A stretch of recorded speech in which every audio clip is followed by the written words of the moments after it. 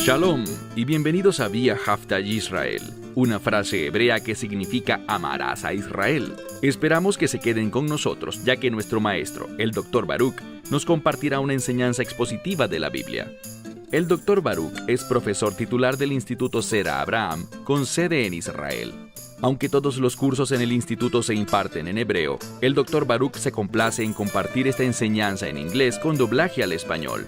Para más información, visítenos en amarasaisrael.org o descargue nuestra aplicación móvil Mi Estudio Bíblico. Aquí está Baruch y la lección de hoy. El Salmo 22 habla de un individuo que está en gran sufrimiento y que se vuelve a Dios en busca de ayuda. Sabemos que Dios es fiel para vencer finalmente la muerte y al enemigo con el fin de restaurar todas las cosas a su voluntad. La pregunta que debemos hacernos es esta: ¿vamos a ser parte de esa restauración? Y hay solamente un camino posible, que es por medio de la aceptación del Evangelio, del plan de salvación de Dios. Cuando alguien es salvo, la obra del Espíritu Santo lo restaurará al plan de Dios. Y cuando digo al plan de Dios, principalmente estoy hablando de su voluntad. Dicho esto, abramos nuestras Biblias y vayamos al Salmo 22. Libro de los Salmos en el Salmo 22. Recordarán que la semana pasada, cuando comenzamos este Salmo, vimos aquel pasaje que habla del Mesías en el madero, clamando a su Padre Celestial. Y mencionamos que este Salmo es uno de varios salmos que llamamos salmos mesiánicos. De hecho, este Salmo 22 tiene varios versos que indican cosas que otros hablaron de Yeshua o que él mismo pronunció. Por lo tanto, encontramos gran información en el Salmo 22 acerca del Mesías. Pero debemos recordar algo. Fue escrito por David. Fue escrito por sus experiencias cuando enfrentaba dificultades, persecuciones y los ataques del enemigo. Así que aunque este salmo tiene relevancia para Yeshua y da detalles sobre él en aquella cruz, también debemos entender que hay gran revelación, mucha verdad, para ayudarnos a vencer los ataques del enemigo y a hacerlo caminando en fidelidad, confiando en él y dependiendo de su ayuda. Dicho esto, retomemos donde quedamos la semana pasada en el Salmo 22 y vamos a comenzar en el versículo 18 en hebreo, 17 en español. Noten lo que aquí se dice. Leemos en este verso: contaré todos mis huesos. Y muchas personas ven esto relacionado con el hecho de que cuando alguien era crucificado, se deshidrataba, sudaba copiosamente debido al dolor. Y quizá una mejor palabra sería la agonía en la que se encontraba, una agonía que continuaba sin parar hasta morir. Muchas personas que eran crucificadas podían vivir más de un día, a veces 2 o 3 días, sufriendo intensamente. Ahora, sabemos que Yeshua fue crucificado, pero él no murió por la crucifixión. Él murió en una cruz, pero como he dicho en otros mensajes, y este salmo también lo señala, recuerden que estando en la cruz, él clamó a gran voz. Bueno, una de las formas en que la gente moría, la causa más frecuente de muerte en aquella cruz, por la crucifixión, era la asfixia. Los condenados no tenían la fuerza necesaria para poder tomar un respiro. Pero el Mesías, él clamó a gran voz, gritó, «Consumado es», y luego entregó su espíritu. Por lo tanto, él no murió asfixiado, sino que, como hemos mencionado en otras enseñanzas, aquel que no conoció pecado, quien fue perfecto y sin pecado, la Escritura dice que se hizo pecado por nosotros. Por lo tanto, el pecado es sinónimo de muerte, y Él recibió el juicio de todos nuestros pecados, es decir, tus pecados y los míos. Así que la causa de su muerte fue el pecado en la cruz. Él sufrió enormemente y estuvo en agonía, pero murió por causa del pecado, del juicio de Dios que estaba sobre Él. Insisto, Él era inocente, perfecto, Él jamás pecó. Fue tu pecado y el mío, el pecado de la humanidad, que de acuerdo a la palabra de Dios fueron puestos sobre Él. En medio de este sufrimiento, Él dice, contaré todos mis huesos. Asimismo se dice que ellos, los que estaban en la cruz, me mirarán y me contemplarán. Y sabemos que había testigos, gente que lo miraba mientras colgaba en ese madero. Y la gente decía diferentes cosas con respecto a él. Ahora, el siguiente verso.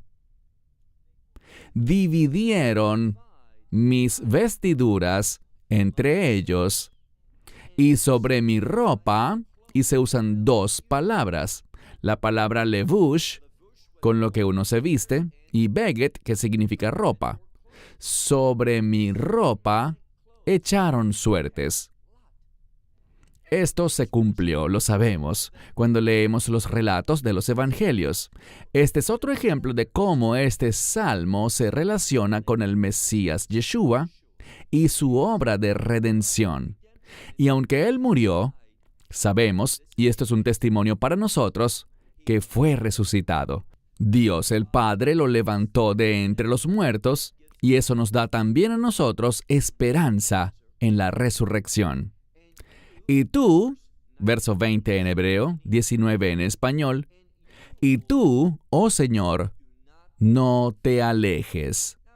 Nuevamente, tenemos una información maravillosa con la que comprendemos, y esto es lo que enseña el verso, nuestra dependencia de Dios. Queremos estar con Él. Y la manera como estamos con Él es estando en medio de su voluntad. Así que Yeshua, cuando miramos este salmo y lo aplicamos a él, recibimos revelación. Pero debemos recordar que David es el autor, y aunque David fue inspirado por el Espíritu Santo y escribió estas cosas que muchas de ellas, no todas, pero muchas, aplican a él, debemos ver que la sabiduría está en recibir esta verdad e implementarla en nuestras vidas, estos principios. Entonces tú, oh Señor, no te alejes. Fortaleza mía y ayuda mía, apresúrate. Dios es fiel. Debemos comprender que Él, y esto es fundamental, es imprescindible que nos aferremos a esto y lo creamos, que Él es nuestra fortaleza y nuestra ayuda. Sin Él en nuestra vida, no tenemos esperanza. Pero como veremos en un momento, cuando estamos en medio de una relación de pacto, y cuando entras en una relación de pacto, y ese pacto es el nuevo pacto, se trata de un pacto eterno.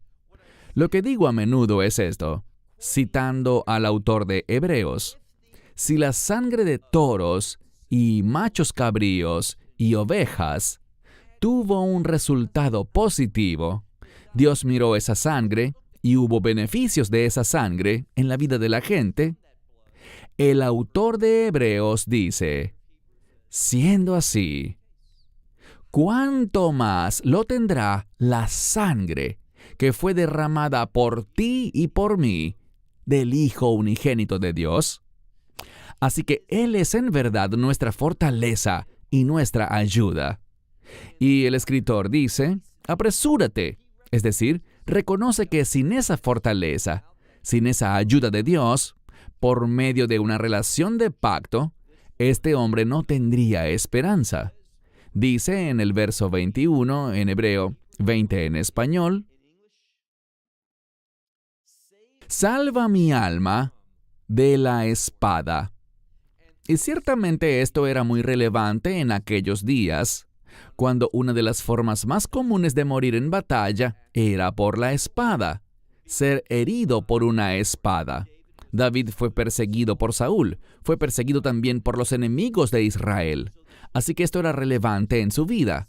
Libra mi alma de la espada. Y en la segunda parte escribe, y de la mano del perro. Esta palabra yad, obviamente los perros tienen patas y no manos, pero la palabra mano está siendo usada aquí de manera poética. Es un salmo, y los salmos son poemas que usan paralelismos. En este caso, esta palabra yad para mano habla de autoridad. Muchas veces en la Escritura vemos la palabra perro para señalar a gente que no tiene sensibilidad por las cosas de Dios. Un perro, por ejemplo, hace lo que quiere, sin importar quién lo esté mirando. No tienen vergüenza, no sienten temor en cuanto a la sociedad, a lo que la gente podrá pensar o decir. Los perros no se preocupan por eso. Ellos persiguen su objetivo sin pensar en otras cosas. Lo que está diciendo aquí es que él no quiere caer presa de ellos, estar bajo su autoridad ni su poder con esa mentalidad. Así que leemos, de la mano del perro, él dice, y es una palabra que muchos traducen como preciosa, pero habla de su individualidad. Esta palabra es paralela a la palabra nafshi, mi alma. Habla de nuestro ser y en este caso habla de la misma esencia de quién Él es. David está diciendo aquí, en este salmo, que a la esencia misma de lo que Él es, líbrame porque Él quiere hacer algo. David está comprometido con el llamado que Dios ha puesto sobre él.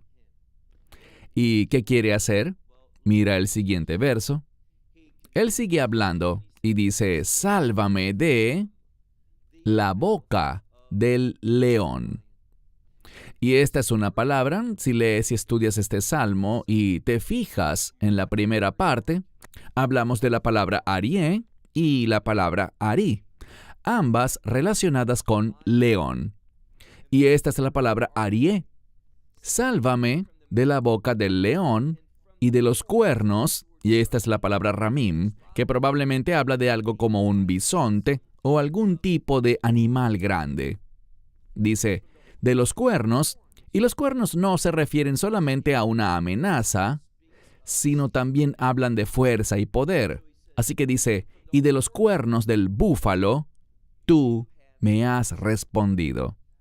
Probablemente no hemos entrado en este salmo con la profundidad y la minuciosidad con la que deberíamos. Pero cuando prestas la atención debida, verás algo. A lo largo de este salmo, especialmente en la segunda mitad, lo que estamos estudiando hoy, vemos que va y viene entre la segunda persona singular, o sea, tú, y la palabra él, ese pronombre en tercera persona singular. Y es como si David se dirigiera a ti, oh Dios, y luego hablara de él.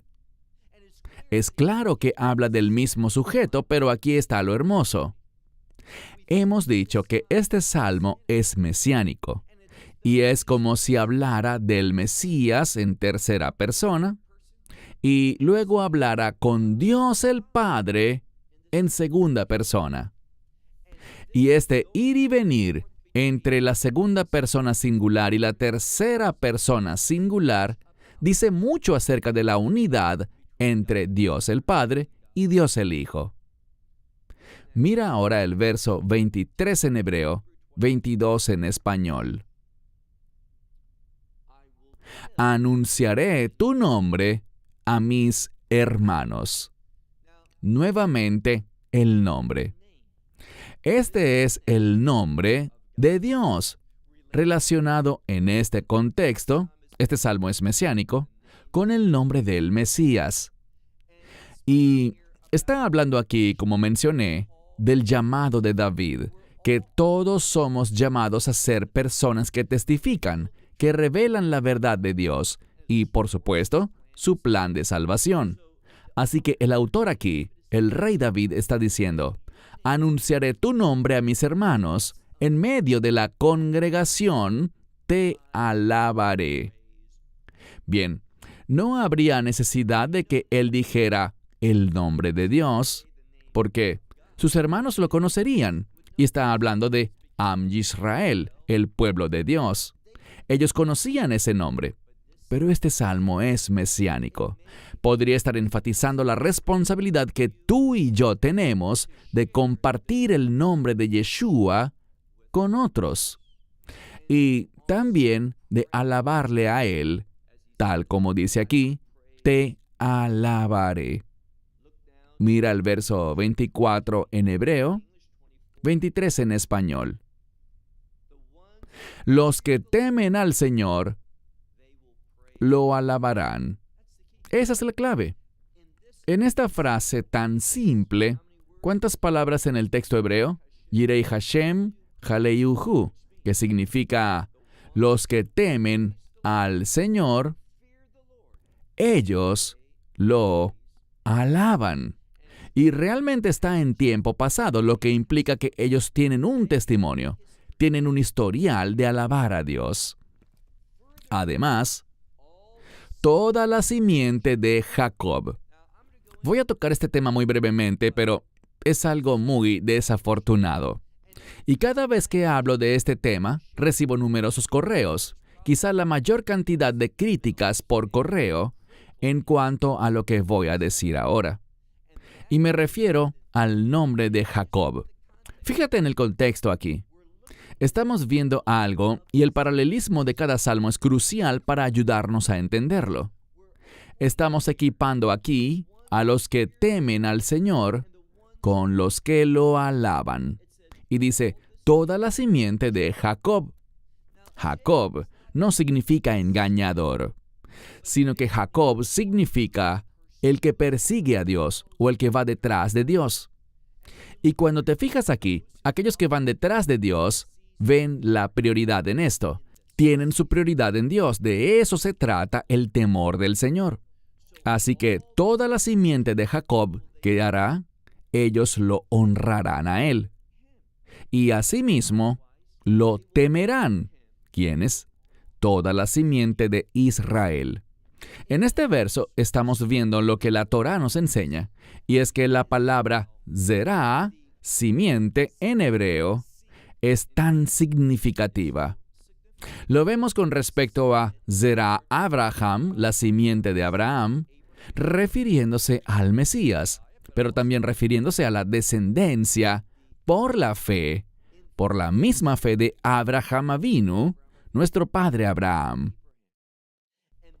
Y esta palabra simiente se relaciona con la congregación de Dios, con aquellos que están conectados con Él por medio de un pacto. Así que todos los que son de Israel temerán, demostrarán reverencia por Dios. Siguiente verso. Porque Él, hablando de Dios, no menosprecia ni abomina la aflicción o el sufrimiento del afligido. Dios es sensible, y esto es vital en la vida de David. Piensa en esto. El amado del Señor, eso es lo que significa el nombre de David, el amado de Dios. Y David, en su fidelidad, y sabemos que hubo momentos en los que David no hizo lo que Dios quería que hiciera. Pero David, como dice la Escritura, su corazón era Leiv Nahón, un corazón firme, un corazón conforme al de Dios. Tenía un deseo de servir a Dios. La obediencia de David y su fidelidad, todo eso le trajo gran sufrimiento a su vida. ¿Qué dice aquí? Porque Él, refiriéndose a Dios, no menosprecia ni abomina la aflicción del afligido. ni esconde su rostro de él, sino que cuando clama a él, ¿qué hace Dios? Esta palabra shamea. Shamea habla de que Dios oye, pero no solo oye. Esta palabra lishmoa siempre implica intrínsecamente una respuesta. Escuchar y moverse. Escuchar y actuar. Y de esto es de lo que David está hablando. Y en cuanto a la razón por la cual él sabe esto, podríamos responder esa pregunta diciendo que está bajo la inspiración del Espíritu Santo. Pero dejando eso a un lado por un momento, aunque es algo muy importante, David también entiende esto y puede testificarlo debido a su experiencia, gracias a su historia con Dios. Por eso es tan fundamental para todos nosotros. Esta es la razón por la que cuando caminamos con Dios, Dios demostrará su fidelidad. Y cuando Él demuestre su fidelidad, eso edificará en nuestra vida y en nuestra mente un testimonio de Dios. Se supone que tengamos un testimonio, pero al tener un testimonio delante de Dios, Dios testificará en respuesta. Veremos su fidelidad, su lealtad a su palabra, a sus promesas, y de eso es de lo que David da testimonio aquí. Él escribe que Dios, con aquel que está en una relación de pacto con él, cuando esa persona sufre, Dios no lo menosprecia, no lo desprecia, no ignora ese sufrimiento como si no tuviera importancia. No esconderá su rostro de tal persona, sino que cuando clame a Él, shamea, Él escucha y Él responde. Verso 26 en hebreo, 25 en español. De todos los versos para traducir, este es probablemente el más difícil en este capítulo, en este salmo, porque dice, de ti, a lo que se refiere es a lo siguiente, de ti, de mi relación contigo, de mi experiencia, de lo que he experimentado de la fidelidad de Dios, dice, de ti viene mi alabanza. Y noten dónde hace esta alabanza. En la congregación. Literalmente, Kahal Rab, en la gran congregación. Y debido a esto, noten algo de David, algo muy cierto que funciona en ambas direcciones. Cuando caminamos en fidelidad, cuando somos obedientes, nuestra obediencia produce como resultado una situación en la que experimentamos la fidelidad de Dios. Claro que Dios siempre es fiel. Y cuando digo que Dios siempre es fiel, quiero decir que si obedeces serás bendecido, y si desobedeces serás maldecido. Así que incluso en el juicio, el castigo y la disciplina, vemos la fidelidad de Dios. Pero en este caso, David está hablando de manera positiva. Y lo que está diciendo es esto. De ti, de mi experiencia contigo, oh Dios, yo tengo alabanza. Y quiero dar a conocer esa alabanza. ¿Dónde? En la congregación, en la gran congregación. Y ahora David dice, basado en las acciones de Dios en mi vida, quiero responder en esto, haciendo que mis votos pagaré delante de los que te temen. Él está testificando a aquellos que le dan prioridad a Dios, aquellos que le dicen que sí a Dios. David quiere proclamar, quiere ser un estímulo y contarles cómo Dios ha actuado en su vida. Esto es lo que todos nosotros deberíamos procurar, y Dios siempre nos da la capacidad de tener ese testimonio. Todo lo que tenemos que hacer es oír su palabra, buscar su revelación en la Escritura, aplicarla a nuestra vida y vamos a experimentar el testimonio de Dios, la fidelidad de Dios, la presencia de Dios en nuestra vida. Y eso nos dará la oportunidad de compartirlo y de actuar de una manera comprometida. Eso es lo que significa aquí. Es un modismo, en este caso, niderai ashamem. Mis votos pagaré delante de los que le temen. Verso 27 en hebreo, 26 en español. Anabim. Anabim significa aquí los humildes. Esta palabra humildes reconoce algo.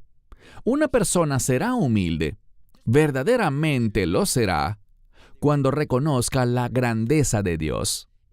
Si niegas a Dios, si rechazas a Dios, si dudas de Dios, si no conoces a Dios según la Escritura, esa falta de conocimiento de Dios producirá orgullo, arrogancia y un espíritu altivo en la persona. Pero cuanto más entiendes a Dios y su grandeza, su gloria, su majestad, cuando ves cuán grande es Dios, eso producirá humildad. Ese hecho producirá humildad en tu vida. Y cuando eres humilde, Dios obra. Por eso dice, los humildes comerán y serán saciados. Es decir, participarán y lo que reciban de Dios los satisfará. Y eso los llevará a alabar al Señor. ¿Y quién se menciona? Dorshaf. Dorshaf significa aquellos que buscan a Dios. Pero hay dos palabras diferentes para esto en hebreo. Está la palabra mivakesh, un buscador, y está la palabra doresh. Y doresh es una palabra mucho más fuerte. Podríamos decir en español algo como, quisiera hacerte una petición, me gustaría pedirte tal cosa, pero también podríamos exigir algo. Obviamente nunca seríamos considerados humildes si pensamos que podemos exigirle algo a Dios. Ese no es el mensaje. El mensaje contenido en esta palabra es este. Se trata de buscar con gran urgencia. Buscar porque reconoces cuán significativo es esto. La presencia de Dios, el poder de Dios, la ayuda de Dios y la obra de Dios en mi vida. Por eso dice aquí, los que le buscan de esta manera, alabarán al Señor. Finalmente, al final de este verso dice, su corazón, y cuando dice su corazón, su está en plural. Así que David está testificando, sus corazones vivirán para siempre. Y puede ser un modismo. El corazón a veces se relaciona con el pensamiento, y los pensamientos de Dios son eternos. Es decir, lo que Dios piensa es la realidad. Vemos, por ejemplo, en varios lugares que se usa esta palabra etzá, consejo, o también en plural etzot. Y es una palabra que habla de los planes de Dios, de su consejo. Hemos hablado antes de esta palabra acerca de cómo el consejo de Dios desde tiempos antiguos se convierte en realidad. Sus planes se cumplen. Y en este caso, de lo que se habla aquí es de que los pensamientos de Dios en nosotros, lo que Dios pone dentro de nosotros, los pensamientos provenientes de Él, cobrarán vida, se harán realidad. Verso 28 en hebreo, 27 en español.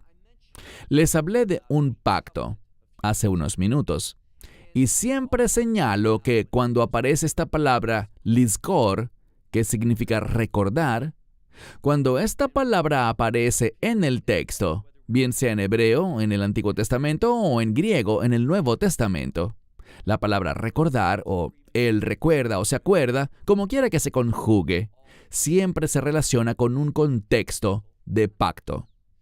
Cuando miramos este verso, dice, se recordarán. ¿Qué recordarán? Un pacto. El pacto que Dios hizo con la humanidad. Se acordarán o se recordarán y a causa de este pacto, de las promesas que contiene este pacto, se volverán al Señor y noten, esto va más allá de Israel. Dice, Kol, Afse, Aretz, todos los confines de la tierra. Es decir, la promesa de pacto de Dios, el pacto abrahámico, cuyo fundamento es el Mesías, con el cual el Evangelio, el nuevo pacto, está directamente vinculado, trata de solo un asunto.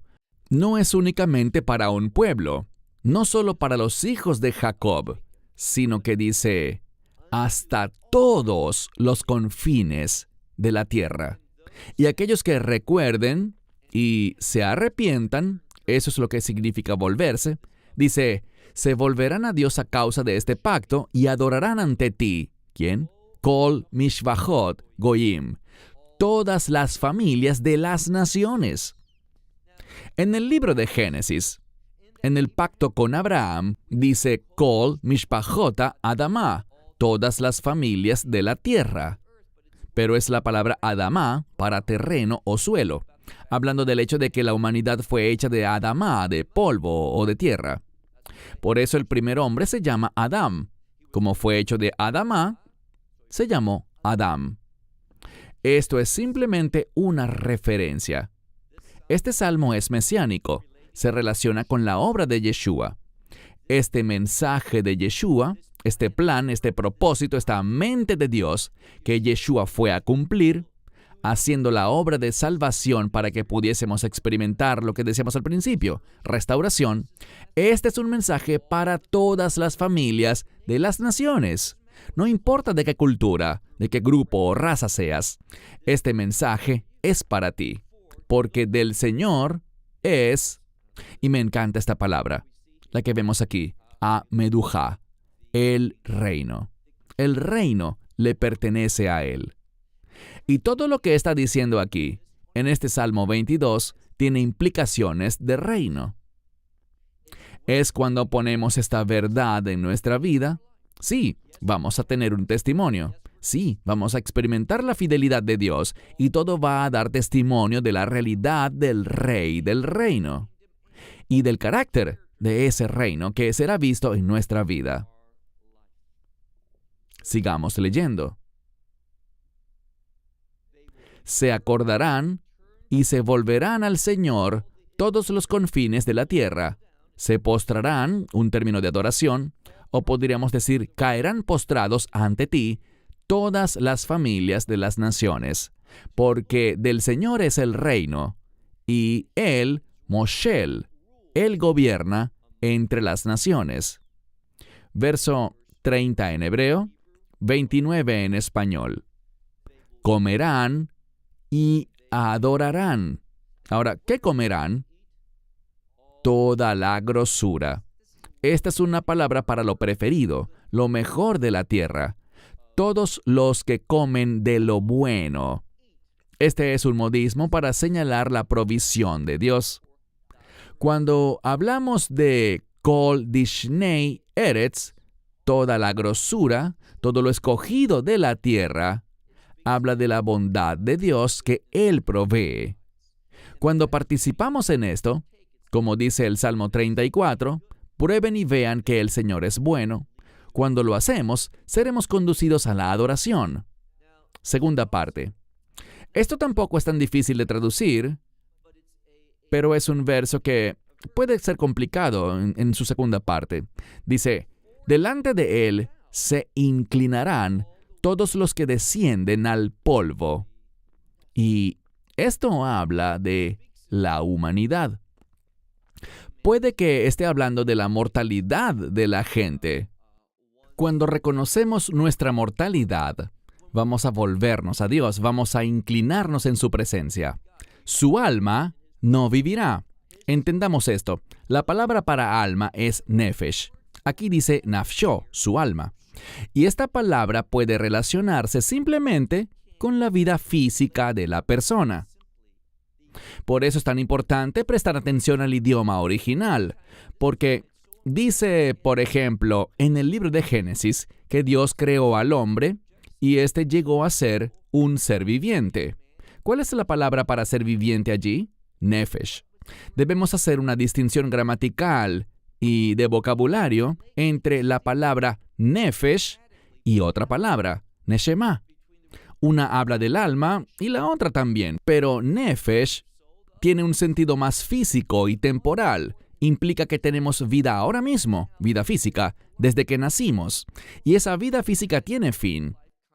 Pero la vida espiritual es neshama, no el nefesh. Y esa continuará después de la muerte física. Esto aplica para la palabra hebrea nefesh. No podemos tomar la palabra griega y aplicarle el mismo sentido, porque es otro idioma, otro vocabulario y otras implicaciones. Así que dice, Todos son mortales. El alma de todos ciertamente morirá. Tenemos que reconocer eso, pero...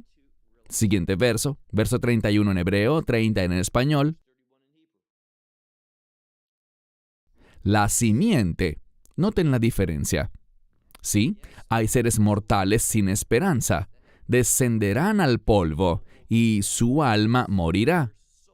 Pero la simiente dice, les servirá. Se contará, hablando de esa simiente, y es la palabra Zerá, como Zerá Abraham, la simiente de Abraham, el pueblo del pacto. Dice, se contará del Señor a la generación. Algunos traducen a la próxima generación, pero no es lo que dice literalmente, solo dice Lador, no dice Lador Jabá, o como algunos dicen generación tras generación. Ni tampoco está en plural, pero simplemente dice que Él lo va a contar a la siguiente generación. Él va a preparar a sus hijos. Y esto también es una referencia al reino. Vamos con el último verso, 32 en hebreo, 31 en español. Ellos vendrán y declararán. ¿Y qué van a declarar? Algo que debería interesarte. Mira lo que dice. Su justicia. Esta palabra justicia o rectitud está relacionada con el reino. Porque su reino, recuerda lo que dicen los profetas, su reino es un reino de justicia. Refleja sus juicios, sus leyes, sus estatutos, sus mandamientos. Así que vemos, en el verso final, ellos vendrán y declararán su justicia a un pueblo que fue hecho nacer. Es muy importante que prestemos atención a la gramática aquí, porque muchos van a traducir mal esto, basándose en suposiciones o quizá en la óptica de otros versos.